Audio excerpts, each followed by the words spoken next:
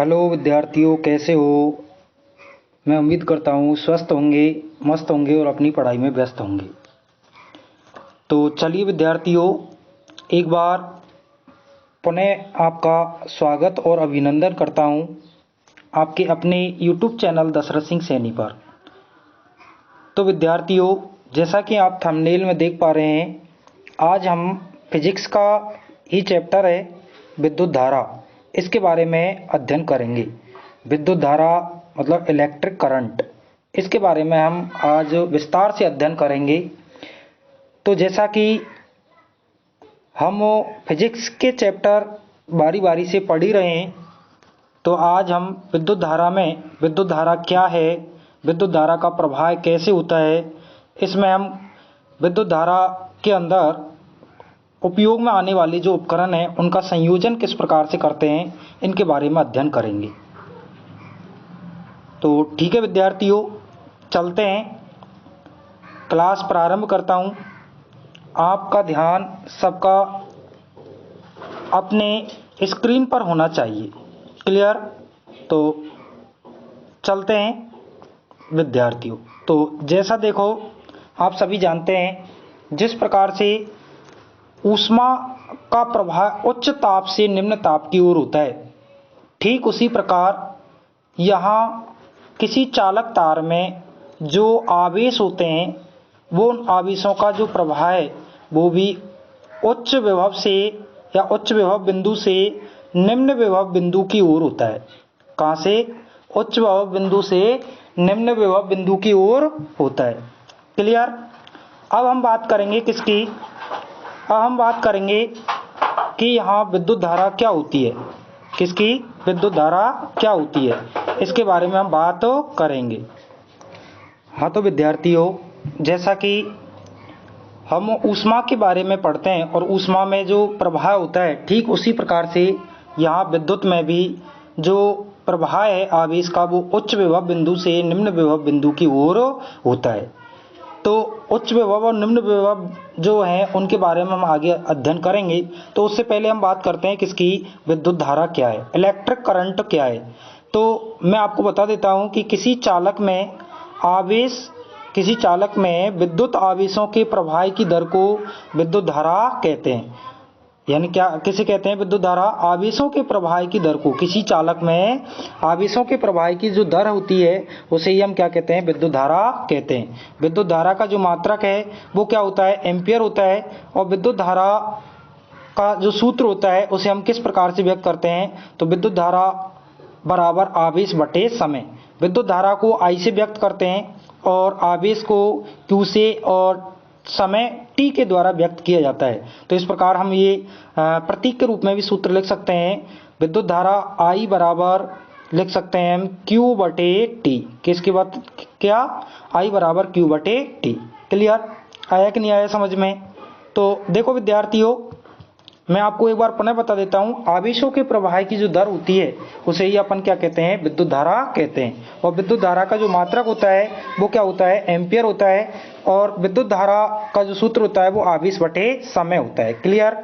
अब हम बात करेंगे 1 एम्पियर। यानी कभी कभी ये पूछ लिया जाता है कि 1 एम्पियर की परिभाषा क्या होती है। तो 1 एम्पियर को कैसे परिभाषित करेंगे? तो ये I बराबर, ये जो सूत्र लिखा है हमने, I बराबर Q बटे T। तो इसी से 1 एम्पियर की विद्युत धारा हम निकाल सकते हैं। वो कैसे? अगर हम 1 एम्पियर, अगर 1 एम्पियर की धारा कब होगी? जब 1 कूलाम आवेश 1 सेकंड में प्रवाहित होते हैं। किसी चालक में से 1 कूलाम आवेश 1 सेकंड तक प्रवाहित होते हैं, तो उस चालक में 1 एम्पियर की धारा प्राप्त होती है। कितने एम्पियर की धारा प्राप्त होती है? 1 एम्पियर की विद्युत धारा प्राप्त होती है। क्लियर?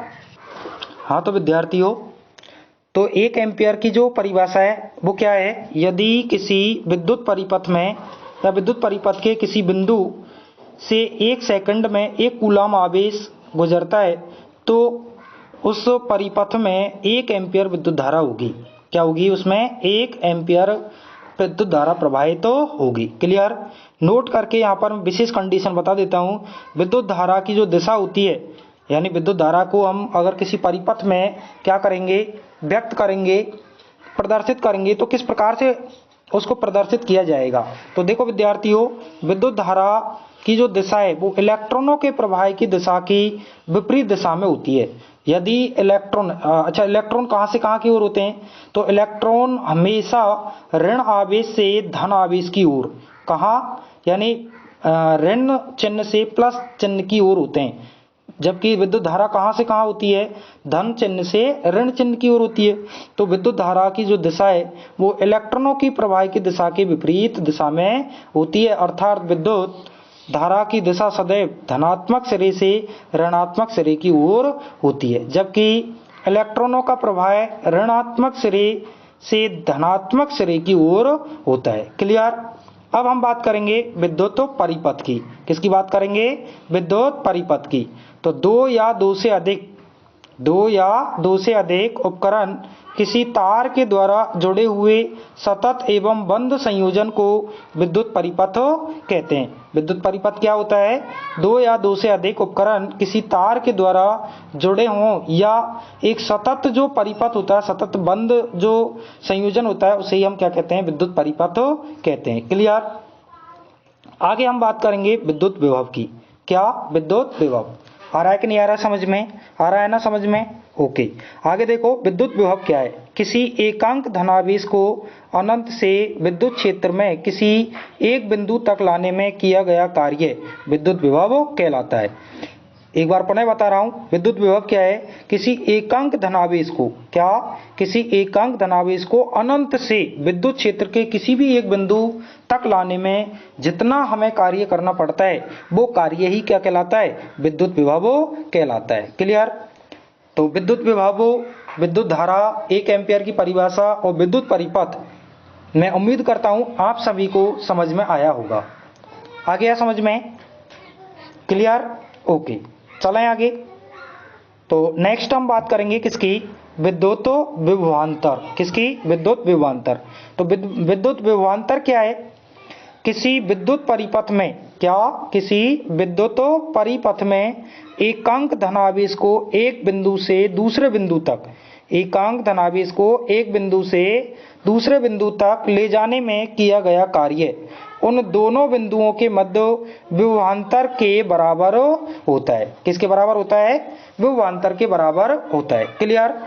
यानी विभवांतर क्या है, तो किसी विद्युत परिपथ में एकांक धनावेश को, किसको, एकांक धनावेश को एक बिंदु से दूसरे बिंदु तक लाने में जितना हमें कार्य करना पड़ता है उन दोनों बिंदुओं के मध्य उत्पन्न विभवांतर के बराबर वो होता है। जैसे मान के चलो ये कोई बिंदु है, इस बिंदु से इस बिंदु तक लाने में कोई भी एकांक धनावेश है उसको लाने में कितना कार्य किया जा रहा है, वो कार्य यानी W क्या कहलाएगा, विभवांतर कहलाएगा। क्लियर। आ गया समझ में, ओके। आगे हम बात करें कि एक विद्युत जो परिपथ है, कोई भी हम विद्युत परिपथ सर्किट बना लें, जैसे हम बात करें उस सर्किट के अंदर एक सेल बैटरी जुड़ी होगी, कोई प्रतिरोध जुड़ा होगा, विद्युत धारा को मापने के लिए एम्पियर अमीटर जुड़ा होगा और विभवांतर को मापने के लिए वोल्टमीटर जुड़ा होगा। तो ये एक साधारण क्या है, विद्युत परिपथ है। तो इस विद्युत परिपथ के अंदर हम कौन कौन से जो अवयव हैं और उनके प्रतीक हैं उनका इस्तेमाल करते हैं, इंपॉर्टेंट है, यहाँ से भी प्रश्न आता है। तो देखो सबसे पहले हम बात करेंगे किसकी, नंबर 1 विद्युत सेल। तो विद्युत सेल का चिन्ह इस प्रकार से होता है, ये विद्युत सेल है। अगर इसी प्रकार से यहाँ इन सेलों को, दो या दो से अधिक सेलों को जोड़ दिया जाता है तो विद्युत बैटरी का निर्माण होता है, बैटरी का संयोजन होता है। कुंजी 2 प्रकार की होती है, कुंजी मीन स्विच, यानी विद्युत धारा को बंद और चालू करने के लिए जो उपकरण काम में लिया जाता है उसे स्विच या कुंजी कहते हैं। तो ये तो क्या है, जिसमें डॉट नहीं लग रही है तो वो खुली कुंजी है, यानी विद्युत धारा यहाँ पर क्या है, बंद है। और अगर मान के चलो यहाँ डॉट लगी हुई है तो वो क्या है, बंद कुंजी है, यानी विद्युत धारा उसमें प्रवाहित हो रही है। ये जो है 5वें नंबर पर वो क्या है, ये है यहाँ पर एक तार दूसरे तार से जोड़ने का काम, यानी तार संधि। और यहाँ पर ये तार क्रॉसिंग है, एक तार दूसरे तार के ऊपर से होकर किस प्रकार से क्रॉसिंग करते हैं तो उसका प्रतीक ये है। क्लियर। विद्युत बल्ब या प्रतिरोध है, उसका प्रतीक इस प्रकार से होता है। 8वें नंबर पर आता है प्रतिरोध, प्रतिरोध का इस प्रकार से होता है, ठीक है। 9वें नंबर पर आता है परिवर्ती प्रतिरोध या धारा नियंत्रक, जिसे हम RH के द्वारा बोलते हैं। तो उसमें धारा नियंत्रक के अंदर इस प्रकार से जो चिन्ह है वो उपयोग में लेते हैं। अमीटर जो है उसका उपयोग हम श्रेणी क्रम में जोड़ते हैं, हमेशा प्रतिरोध के श्रेणी क्रम में जोड़ते हैं। और ये जो होता है वो अमीटर होता है और अमीटर से हम विद्युत धारा का मापन करते हैं। क्लियर। वोल्टमीटर जो है उससे विभवांतर का मापन करते हैं और इस प्रकार से इसका प्रतीक है वो काम में लिया जाता है। क्लियर। आया कि नहीं आया समझ में। तो ये जो प्रतीक हैं, ये प्रतीक मैं आपको क्यों बता रहा हूं, क्योंकि ये जब हम आगे संयोजन पढ़ेंगे, श्रेणी क्रम संयोजन पढ़ेंगे, समांतर क्रम संयोजन पढ़ेंगे, तो वहां पर इनका उपयोग किया जाएगा। कभी भी जब हम चाहे बंद परिपथ बनाए चाहे खुला परिपथ बनाए तो वहां पर इनका उपयोग किया जाएगा। तो आपको पता होना चाहिए कि किस उपकरण के लिए कौन सा प्रतीक उपयोग में लेते हैं। क्लियर। आया कि नहीं आया समझ में। ओके। इसके बाद में हम बात करेंगे ओम के नियम की। किसकी बात करेंगे? ओम के नियम की। तो ओम का नियम क्या है? ओम अपने नाम पर ही एक साइमन ओम वैज्ञानिक था जिसने अपने नाम पर ही क्या है वो नियम दे दिया। क्या किया? नियम दिया। और इसने कब नियम दिया? ये नियम दिया था 1827 में, 1827 ईस्वी में। एक जर्मन वैज्ञानिक था जॉर्ज साइमन ओम। क्या था? जॉर्ज साइमन ओम। और उन्होंने बताया कि किसी चालक के सिरों पर लगाए गए विभवांतर, किसी चालक के सिरों पर लगाए गए विभवांतर उसमें प्रवाहित धारा के समानुपाती होता है। यानी कोई भी चालक है, उस चालक के सिरों पर अगर हमने कोई विभवांतर लगाया है तो वो विभवांतर जो है वो उसमें प्रवाहित धारा के समानुपाती होता है। यदि चालक की भौतिक अवस्थाएं क्या रहें?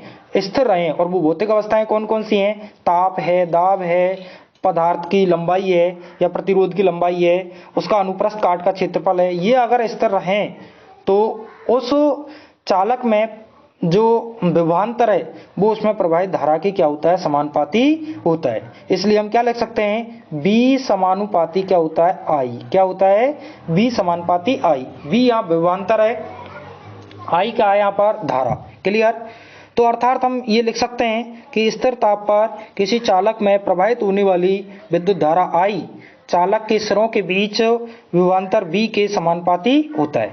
अर्थात हम लिख सकते हैं B ओम के नियम की पालना करें तो हम ये समानुपाती चिन्ह को हटाएंगे तो यहाँ बराबर चिन्ह आएगा और इसकी जगह एक कांस्टेंट नियतांक आता है जो R है। तो हम लिख सकते हैं B बराबर IR। क्या लिख सकते हैं? B बराबर IR। I का मान निकालें तो I बराबर B बटे R। यहाँ पर R क्या है? प्रतिरोध, B विद्युत धारा और I क्या है? विद्युत धारा और B क्या है? विभवांतर है। क्लियर। आगे आया कि नहीं आया समझ में। अगर यहाँ ग्राफीय मेथड विधि से भी देखें तो अगर हम B और I के मध्य ग्राफ बनाएं तो वहां एक स्ट्रेट लाइन आती है। क्या आती है? एक स्ट्रेट लाइन आती है। इसका मतलब क्या है कि जैसे जैसे धारा का मान बढ़ता है विभवांतर का मान भी उसी दर से बढ़ता है। तो यही तो ओम का नियम है, यही तो क्या है? ओम का नियम है। क्लियर। आया कि नहीं आया समझ में। ओके। अगर किसी भी विद्यार्थी के मन में कोई भी डाउट हो तो वो कमेंट करके मेरे को बता सकता है कि सर ये समझ में नहीं आया, तो मैं उसका कमेंट का रिप्लाई जरूर दूंगा। और समझने की कोशिश कीजिए। आपको सिंपल लैंग्वेज में बिल्कुल आपको स्पष्ट समझाया जा रहा है। क्लियर। और आपको ये समझ में आ रहा है। अगर आपको क्लास पसंद है, आपको क्लास समझ में आ रही है तो प्लीज़ मेरा आपसे सभी से रिक्वेस्ट रहेगा कि अगर हमारा चैनल आपने सब्सक्राइब नहीं किया है तो सब्सक्राइब कर लें और नई नई जानकारी समय पर आपको प्राप्त हो जाए और तुरंत आप उसको देख सकें। तो इसके लिए आप अपने जो चैनल है उसके बेल आइकन को भी दबाएं और अधिक से अधिक वीडियो को क्या करें? लाइक और शेयर करें। ओके। आगे हम बात करें, चलो विद्यार्थियों आगे चलते हैं। प्रतिरोध। तो प्रतिरोध क्या होता है? चालकों में आवेश के प्रवाह में उत्पन्न बाधा को प्रतिरोध कहते हैं। किसी भी चालक में जो आवेश प्रवाहित हो रहे हैं उन आवेशों के प्रवाह में उत्पन्न जो बाधा होती है उसे हम क्या कहते हैं? प्रतिरोध कहते हैं। क्लियर। चूंकि प्रतिरोध चालकता के व्युत्क्रमानुपाती होता है, यानी चालकता के क्या होता है? प्रतिरोध व्युत्क्रमानुपाती होने उल्टा होता है। अतः यदि किसी चालक का प्रतिरोध कम है तो उसकी चालकता क्या होगी? अधिक होगी। अगर मान के चलो कोई भी ऐसा प्रतिरोध है जिसकी चालकता क्या है? कम है, उसकी चालकता क्या है? कम है, तो प्रतिरोध का मान क्या होगा? अधिक होगा। या मैं ऐसे कह देता हूं, यदि किसी चालक का प्रतिरोध कम है तो उसकी चालकता क्या होगी? अधिक होगी। क्लियर। प्रतिरोध का जो मात्रक होता है वो क्या होता है, ओम होता है। इसका साइन इस प्रकार से होता है, ये इस प्रकार का जो चिन्ह होता है ये क्या होता है, ओम का चिन्ह होता है। किसका चिन्ह होता है, ओम का चिन्ह होता है। क्लियर। तो आया कि नहीं आया समझ में। ओम का नियम जो है वो क्या है, एक इंपॉर्टेंट चीज है, यानी ये पूछा जा सकता है आपसे ओम का नियम क्या है, स्पष्ट कीजिए। और ये ओम का नियम कई जगह हमको काम में आएगा। क्लियर। आगे चलें। ओके, आगे चलते हैं विद्यार्थियों। आगे हम नेक्स्ट बात करेंगे प्रतिरोध की निर्भरता, यानी प्रतिरोध किन किन बातों पर निर्भर करता है, यानी प्रतिरोध की क्या क्या निर्भरता है उनके बारे में हम अध्ययन करेंगे। तो पहला है प्रतिरोध की लंबाई पर। प्रतिरोध जो है वो किस पर निर्भर करता है, प्रतिरोध की लंबाई पर निर्भर करता है। तो प्रतिरोध की लंबाई पर किस प्रकार से निर्भर करेगा, तो किसी चालक की लंबाई बढ़ाने पर प्रतिरोध बढ़ता है। अर्थात तो प्रतिरोध क्या हुआ, डायरेक्ट ही चालक तार की लंबाई के समानुपाती होता है। क्लियर। तो प्रतिरोध चालक की लंबाई के समानुपाती होता है। क्लियर। तो L समानुपाती हम क्या लिख सकते हैं, R। L समानुपाती क्या लिख सकते हैं, R। क्लियर। दूसरा है अनुप्रस्थ काट के क्षेत्रफल पर, यानी प्रतिरोध जो है वो अनुप्रस्थ काट के क्षेत्रफल यानी तार की मोटाई पर भी निर्भर करता है। क्लियर। किसी चालक तार का प्रतिरोध उस की अनुप्रस्थ काट के व्युत्क्रमानुपाती होता है। अर्थात चालक की मोटाई बढ़ाते हैं तो प्रतिरोध का मान घट जाता है, और चालक की मोटाई कम करते हैं तो प्रतिरोध का मान बढ़ता है। अर्थात हम क्या लिख सकते हैं, इसको लिख सकते हैं कि R व्युत्क्रमानुपाती होता है 1/A। ए क्या है यहाँ पर, अनुप्रस्थ काट का क्षेत्रफल। क्लियर। अनुप्रस्थ काट का क्षेत्रफल। क्लियर। और ये जो है ये R समानुपाती L लिख सकते हो, या L समानुपाती R भी लिख सकते हैं। क्लियर। तीसरे नंबर पर होता है प्रतिरोध की ताप पर निर्भरता, यानी प्रतिरोध की ताप पर निर्भरता किस प्रकार से होती है, तो ताप की वृद्धि दर बढ़ाने पर प्रतिरोध बढ़ता है, और शुद्ध धातु की प्रतिरोधकता धातु के परम शून्य ताप के समानुपाती होती है। क्लियर। चौथा है पदार्थ की प्रकृति पर। तो पदार्थ की प्रकृति पर भी निर्भर करता है क्या, बिल्कुल पदार्थ की प्रकृति पर भी प्रतिरोध का मान निर्भर करता है। प्रतिरोध पदार्थ की प्रकृति पर निर्भर करता है, क्योंकि हम जानते हैं कि सबसे अधिक जो चालक होती है वो चांदी होती है। विद्युत की सबसे अच्छा चालक कौन है, चांदी, क्योंकि इसका प्रतिरोध और प्रतिरोधकता क्या होती है, कम होती है। क्लियर। विशिष्ट प्रतिरोध या प्रतिरोधकता। विशिष्ट प्रतिरोध क्या होता है, इकाई लंबाई इकाई अनुप्रस्थ काट के क्षेत्रफल वाले तार का प्रतिरोध विशिष्ट प्रतिरोध या प्रतिरोधकता कहलाती है। क्या विशिष्ट प्रतिरोध क्या होता है, इकाई लंबाई व इकाई अनुप्रस्थ काट के क्षेत्रफल वाले तार का प्रतिरोध विशिष्ट प्रतिरोध या प्रतिरोधकता कहलाती है। इसका जो मात्रक होता है वो क्या होता है, ओम मीटर होता है। प्रतिरोधकता का मात्रक अगर आपसे पूछे तो क्या लिखेंगे हम, ओम मीटर के नाम से इसको लिखो सकते हैं इस प्रकार से। क्लियर। प्रतिरोधकता चालक की लंबाई व अनुप्रस्थ काट के क्षेत्रफल पर निर्भर नहीं करती, यह केवल पदार्थ की प्रकृति पर निर्भर करता है। क्लियर। आया कि नहीं आया समझ में। ओके, आगे चलें। नेक्स्ट हम बात करेंगे किसकी, नेक्स्ट हम बात करेंगे प्रतिरोधों का संयोजन। तो प्रतिरोधों का यानी दो या दो से अधिक जब प्रतिरोध जोड़े जा सकते हैं तो वो किस क्रम में जोड़े जा सकते हैं, दो क्रम में इनको जोड़ा जा सकता है। नंबर 1 हम बात करेंगे श्रेणी क्रम संयोजन, और दूसरे नंबर पर बात करेंगे समांतर क्रम संयोजन। ये ओम के नियम पर ही आधारित है। किसके नियम पर आधारित है, ओम के नियम पर आधारित है। क्लियर। तो देखो पहले हम बात करेंगे किसकी, श्रेणी क्रम संयोजन। जब दो या दो से अधिक को क्या, जब दो या दो से अधिक प्रतिरोध इस क्रम में इस प्रकार संयोजित हैं किए जाते हैं कि एक प्रतिरोध का पहला सिरा दूसरे प्रतिरोध के पहले सिरे से जुड़ जाए, तो ऐसे संयोजन को श्रेणी क्रम संयोजन कहते हैं। देखो जैसे ये R1 प्रतिरोध है, ये R2 प्रतिरोध है और ये R3 प्रतिरोध है। अब R1 प्रतिरोध का जो पहला सिरा है, ये पहला सिरा है तो ये बैटरी के धन टर्मिनल से जुड़ रहा है। इसका दूसरा सिरा R2 प्रतिरोध के पहले सिरे से, और R2 प्रतिरोध का दूसरा सिरा R3 प्रतिरोध के पहले सिरे से, और R3 प्रतिरोध का दूसरा सिरा बैटरी के ऋण टर्मिनल से जुड़ रहा है। अगर इस प्रकार से जब दो या दो से अधिक प्रतिरोध जुड़ जाते हैं तो उसे अपन क्या कहते हैं, श्रेणी क्रम संयोजन कहते हैं। क्या कहते हैं भैया, श्रेणी क्रम संयोजन कहते हैं। क्लियर विद्यार्थियों, आया कि नहीं आया समझ में। हाँ, तो देखो आगे देखें, हम बात करें श्रेणी क्रम संयोजन में और क्या होता है। तो श्रेणी क्रम में जुड़े सभी प्रतिरोधों में प्रवाहित होने वाली जो धारा का मान है वो क्या होता है, समान होता है, जबकि प्रत्येक प्रतिरोध में विभवांतर जो है वो क्या होता है, अलग अलग होता है, क्योंकि प्रत्येक प्रतिरोध में सिरे दो होते हैं, तो दोनों सिरों के मध्य जो उत्पन्न विभवांतर है उसमें वोल्टमीटर लगाने के लिए तीन अलग अलग क्या लगाए हुए हैं, वोल्टमीटर लगाए हुए हैं, जो विभवांतर का मान अलग अलग मापेंगे। लेकिन हम बात करें जो कुल विभवांतर होगा वो तीनों विभवांतरों के योग के बराबर होगा। क्या होगा, योग के बराबर होगा। अतः श्रेणी क्रम संयोजन में परिपथ में तुल्य प्रतिरोध सभी प्रतिरोधों के योग के बराबर होता है। क्लियर।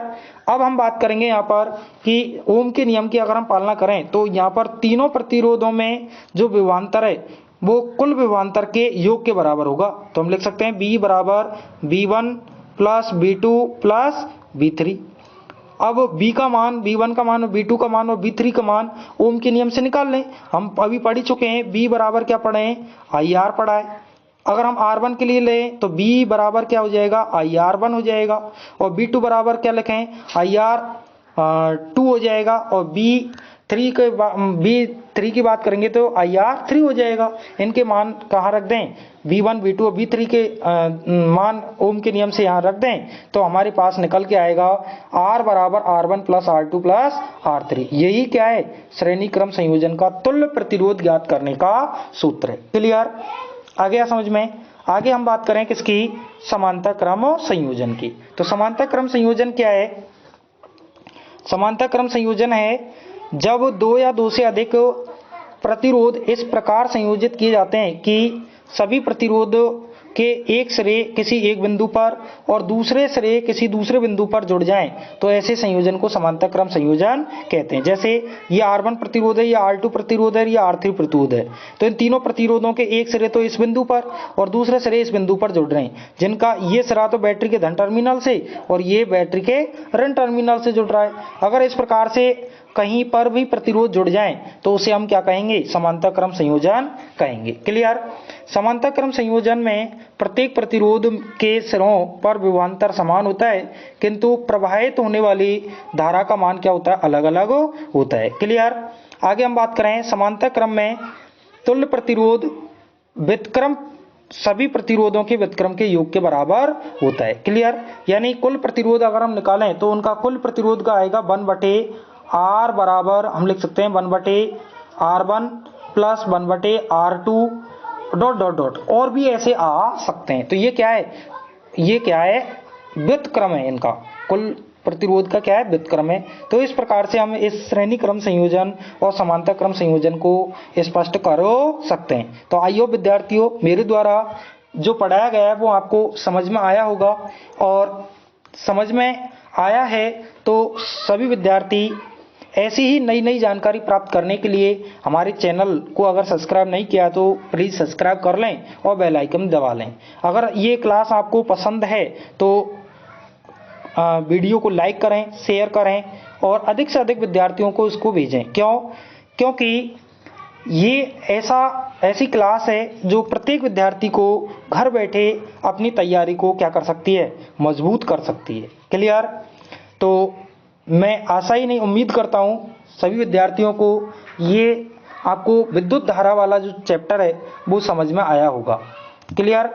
और समझ में आया या नहीं आया, मैं आपके कमेंट का इंतज़ार करूँगा कि मैं कमेंट करके ये ज़रूर बताना कि आपको क्लास कैसी लगी। क्लियर विद्यार्थियों। तो आज के लिए इतना ही। नई जानकारी लेकर नए चैप्टर के साथ पुनः उपस्थित होंगे, पुनः मिलेंगे। तब तक के लिए सभी विद्यार्थियों को गुड बाय। ओके, धन्यवाद विद्यार्थियों।